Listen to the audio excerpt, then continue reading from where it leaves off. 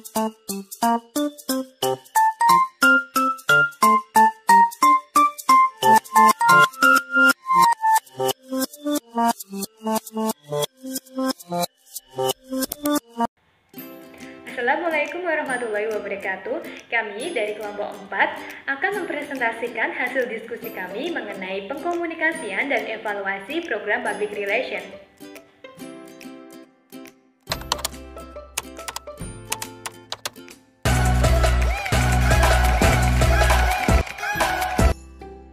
Di sini saya akan menjelaskan tentang komunikasi, evaluasi, dan arti public relation. Yang pertama, arti komunikasi adalah penyampaian makna dari suatu kelompok ke kelompok lain yang melalui penggunaan tanda dan simbol.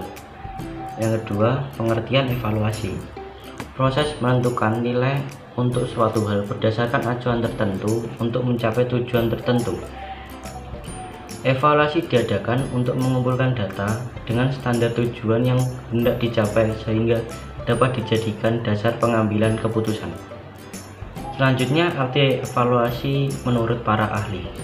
Yang pertama, Sugiono, sebuah penafsiran yang bersumber pada data-data kuantitatif.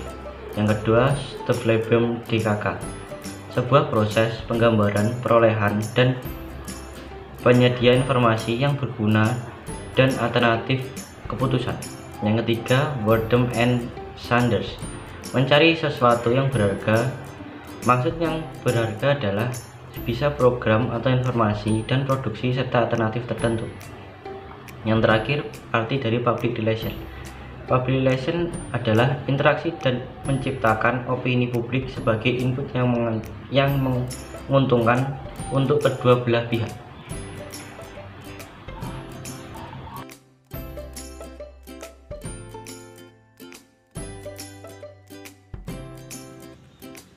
Dasar-dasar dan teori-teori komunikasi. Komunikasi pada dasarnya menghubungkan antara anggota atau unit-unit organisasi dalam rangka menghasilkan pemahaman yang sama antara pengirim informasi dan penerima informasi. Artinya, komunikasi berfungsi untuk mencapai pengertian satu sama lain, membina kepercayaan untuk melakukan koordinasi tindakan, merencanakan strategi, melakukan pembagian pekerjaan antara anggota organisasi. Begitu pula dengan PR. Komunikasi merupakan alat yang sangat penting dalam PR karena aktivitas sehari-hari PR menyelenggarakan komunikasi timbal balik antara perusahaan dengan publik yang bertujuan menciptakan rasa saling pengertian dan dukungan untuk tercapainya suatu tujuan. Di dalam penyampaian pesan komunikasi dua arah timbal balik organisasi yang diwakili dengan publik sasaran dan bertujuan menciptakan saling pengertian, menghargai, mempercayai, dan toleransi. Pada dasarnya terkandung unsur-unsur pendekatan bujukan. Yang pertama, pemaksaan dan hukuman, yaitu otoritas pimpinan untuk memberikan instruksi pelaksanaan tugas kepada pihak lain dengan ancaman sanksi-sanksi tertentu. Yang kedua, penekanan, yaitu pihak yang menerima instruksi ditekankan untuk mencapai suatu target prestasi tertentu. Apabila bisa mencapai prestasi tersebut, maka akan mendapatkan penghargaan. Yang ketiga, penghargaan, yaitu memberikan janji untuk memberikan imbalan atau penghargaan sebagai rangsangan kepada mereka yang berhasil mencapai prestasi atau produktivitas. Yang keempat, legitimasi, yaitu berupa perintah, tugas, instruksi, dan keputusan dari pihak yang sah dalam sebuah organisasi. Yang kelima, referensi, yaitu pelaksanaan tugas oleh pihak bawahan atau yang dipimpin berdasarkan kekaguman atau karisma dari pihak pimpinannya. Yang terakhir adalah keahlian. Keahlian pimpinan merupakan daya tarik. Misalnya, sebagai instruktur atau komunikator, dia akan dianggap sebagai pakar dalam metode penyampaian pesan, informasi, dan sebagainya. Hal ini akan berdampak positif terhadap bawahan sehingga timbul rasa hormat dan kekaguman. Selanjutnya, macam teori komunikasi ada 5. Yang pertama, teori behaviorisme. Teori ini menyebutkan bahwa dari semua perilaku termasuk tindakan balasan atau respon itu semua ditimbulkan dari adanya rangsangan. Yang kedua, teori informasi.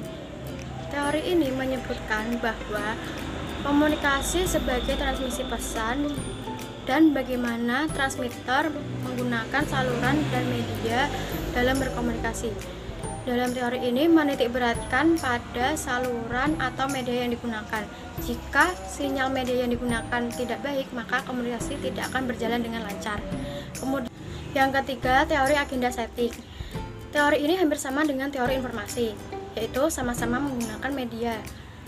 Teori ini berargumentasi bahwa media sangat berperan penting dalam memberikan tekanan pada suatu peristiwa.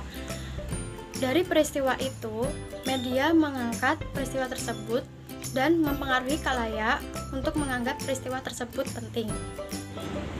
Yang keempat, teori kegunaan dan kepuasan. Dalam teori ini yang diutamakan adalah pengguna media. Pengguna media memiliki peranan aktif dalam teori ini untuk memilih dan menggunakan media tersebut. Yang terakhir, teori dependensi efek komunikasi massa. Teori ini lebih memfokuskan pada kondisi struktural dalam suatu masyarakat.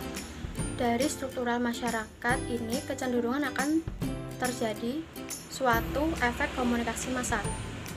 Sebagian besar penelitian efek komunikasi massa dapat dirumuskan sebagai berikut. Yang pertama, kognitif, yaitu pembentukan sikap serta memperluas keyakinan terhadap masyarakat. Yang kedua, afektif, yaitu berusaha membuat masyarakat ketakutan dan cemas serta meningkatkan atau menurunkan dukungan moral. Dan yang terakhir, behavioral, yaitu menggerakkan dan mengaktifkan pembentukan isu tertentu untuk suatu aktivitas masyarakat.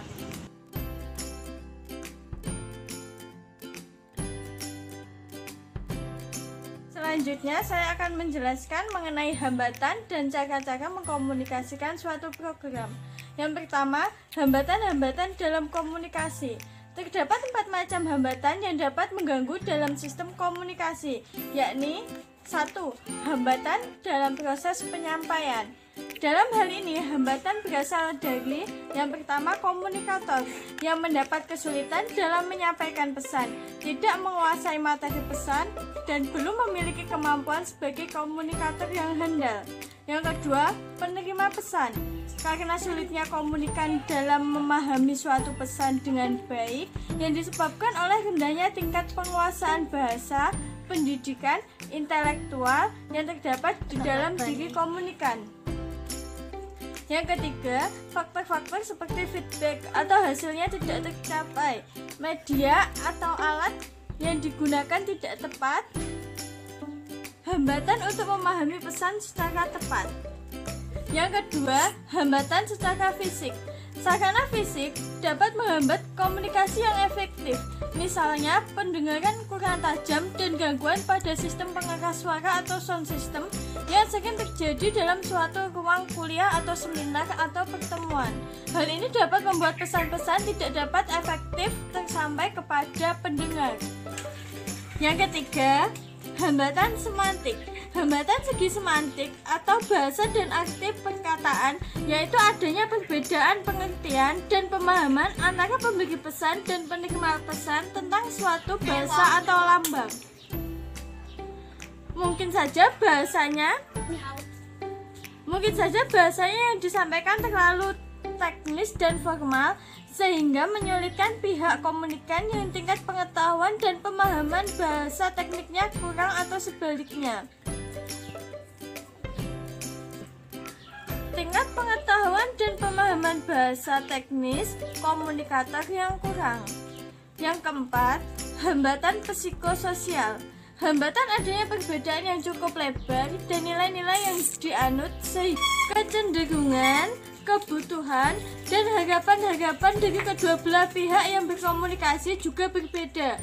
Misalnya, seorang komunikator atau pembicara menyampaikan kata momok yang dalam KBBI berarti hal yang menakutkan, dan tentunya secara semantik bahasa Indonesia sudah benar. Nyatanya, kata tersebut dalam bahasa Sunda berkonotasi kurang baik.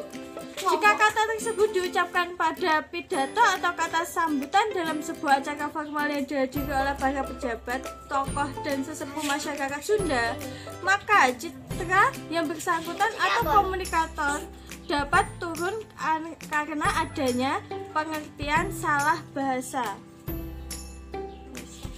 Yang kedua, saya akan menjelaskan mengenai cara mengkomunikasikan suatu program. Dalam hal mengkomunikasikan suatu program kerja public relation yang telah dirancang, suatu strategi yang dikenal sebagai 7PR communication yang garis besarnya adalah: yang pertama, kredibilitas, yakni komunikasi dimulai dengan suasana saling percaya yang diciptakan komunikator dengan sungguh-sungguh untuk melayani publiknya yang memiliki keyakinan dan respek.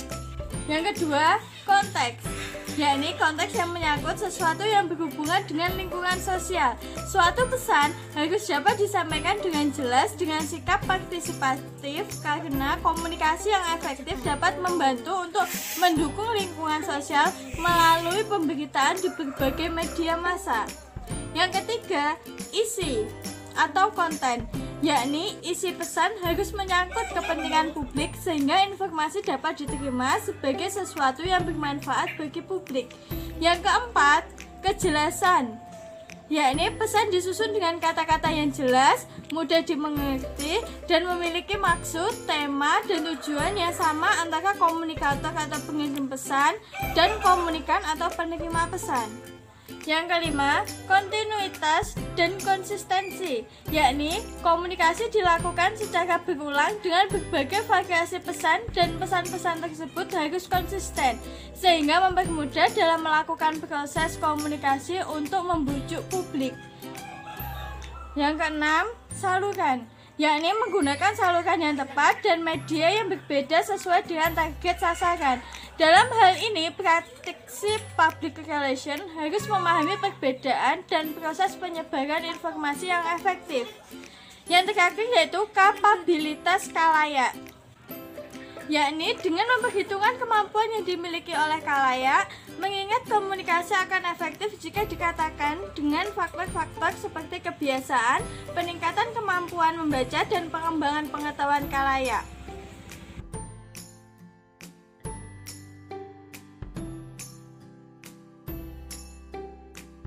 Yang selanjutnya adalah evaluasi program kegiatan public relation.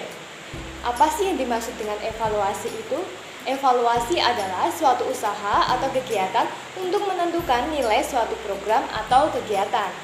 Evaluasi program kehumasan atau public relation dilakukan karena dua alasan, yaitu untuk mempertahankan program kehumasan dan keberadaan bagian humas dalam perusahaan dengan menunjukkan nilai program humas bagi perusahaan, dan adanya tuntutan manajemen perusahaan pada setiap bagian dalam perusahaan agar setiap pengeluaran sumber daya pada bidang apapun harus dapat dipertanggungjawabkan.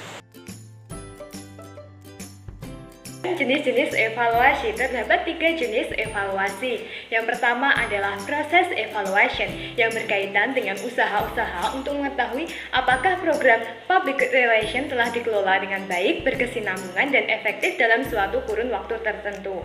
Yang kedua adalah outcome evaluation yang berkaitan dengan usaha untuk mengetahui apakah dampak dan hasil yang ditimbulkan oleh program public relation telah dijalankan oleh organisasi dan apakah tujuan yang telah ditetapkan dalam rencana dapat tercapai dengan baik. Yang ketiga adalah in process, pada saat berlangsung, misalnya dengan pencatatan kegiatan harian, pertemuan staf untuk memperoleh umpan balik, melakukan observasi, laporan perkembangan, jadwal, dan secara konseptual, proses evaluasi atau pelaksanaan evaluasi atau implementation evaluation menurut Cutcliffe, Chandler and Brown digambarkan sebagai yang pertama adalah bagaimana untuk melihat faktor konseptual yang mempengaruhinya, yang kedua adalah melakukan peninjauan dan modifikasi prosedur serta strategi untuk menentukan sejauh mana implementasi sesuai dengan rencana yang telah kita buat. Yang ketiga adalah menilai sejauh mana kesesuaian antara implementasi pelaksanaan program dibandingkan dengan rencana untuk membuat program tersebut. Yang keempat adalah apabila terdapat perbedaan antara pelaksanaan program dengan rencana, maka apa sih alasan dan akibatnya? Yang kelima adalah melaporkan hasil dari evaluasi tersebut kepada pengambil keputusan.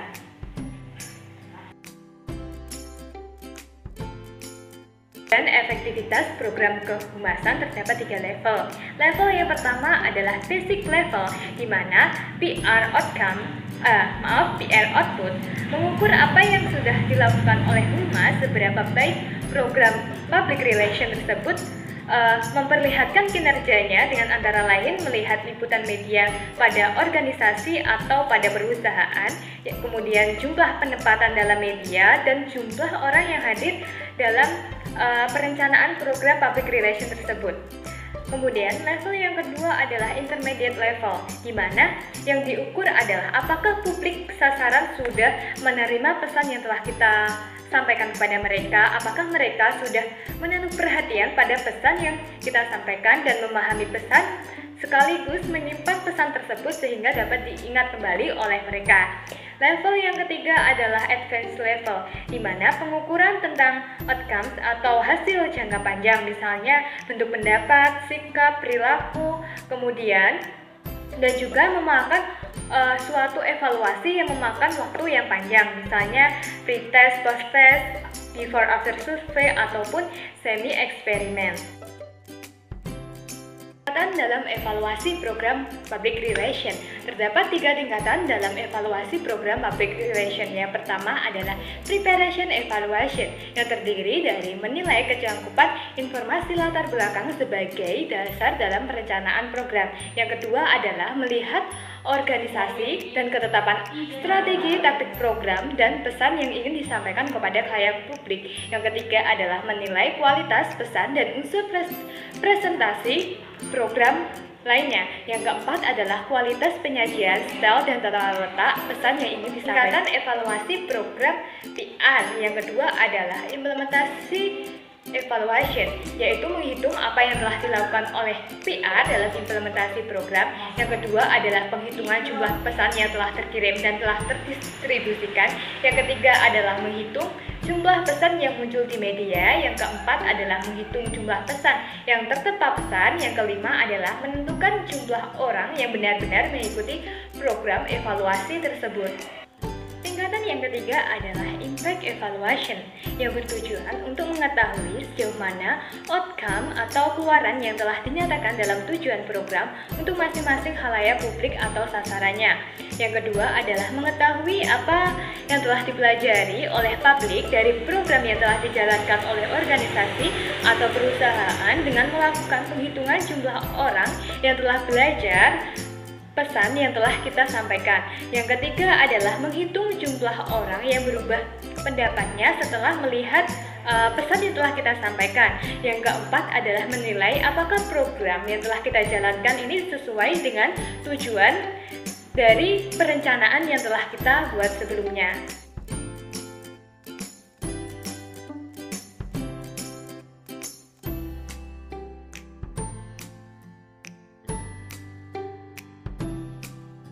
Selanjutnya yaitu interpretasi dan penarikan kesimpulan hasil dari evaluasi program public relation.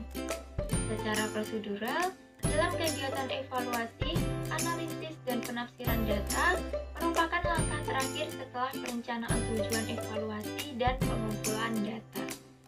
Dalam konteks evaluasi program public relation, interpretasi dan penarikan kesimpulan hasil dari evaluasi juga sebagai analisis dan penafsiran data, atau langkah terakhir pengolahan data dalam konteks evaluasi program public relation. Data yang telah terkumpul saat pengumpulan data, yakni dari pelaksanaan evaluasi, pemeriksaan hasil-hasil evaluasi, dan pemberian kode atau skor, dilakukan analisis secara statistik atau non-statistik. Artinya, bahwa dalam tahap ini dilakukan interpretasi atau penafsiran data tentang pernyataan hasil pengolahan data yang didasarkan pada kriteria atau norma yang diterapkan dahulu atau dibuat berdasarkan hasil-hasil yang diperoleh dalam pelaksanaan evaluasi.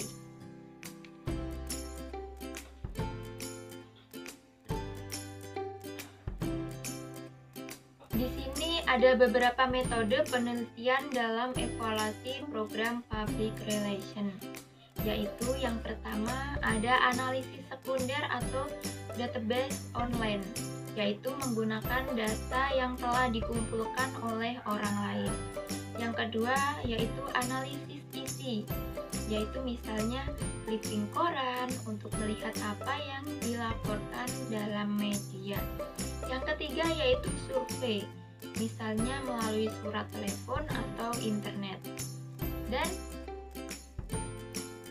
juga faktor-faktor pembentuk kapasitas public relation. Ada dua faktor, yaitu yang pertama faktor internal. Faktor internal di sini yaitu faktor yang bersumber dari diri pribadi manusia itu sendiri yang membawa pengaruh terhadap hasil kinerja public relation. Dan yang kedua yaitu faktor eksternal. Faktor eksternal di sini yaitu merupakan faktor yang bersumber dari luar diri pribadi manusia itu sendiri yang membawa pengaruh terhadap hasil kinerja public relation.